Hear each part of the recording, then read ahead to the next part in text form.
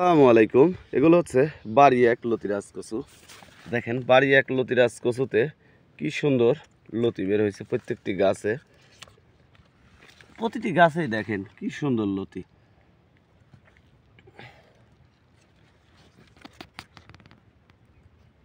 এই লতি কচু চাষ করার নিয়ম হচ্ছে লাইনে 2 হাত পর পর লাইনে 1 হাত পর পর এক লাইন থেকে আরেক লাইন 1.5 হাত পর পর এই লতিরাজ কচু চাষ করতে হয়। 1 বিঘা জমিতে দেখা যায় প্রতি সপ্তাহে 5 মণ 6 মণ 7 মণ করে লতি উৎপাদন করতে পারবেন। আর আমরা এই লতিরাজ কচুর চারা সেল দেই 2 টাকা পিস মূল্যে।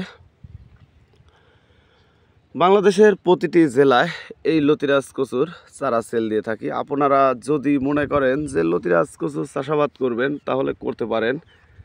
আমরা নিয়মিত বাংলাদেশের প্রতি জেলায় সেল দেওয়া হয়।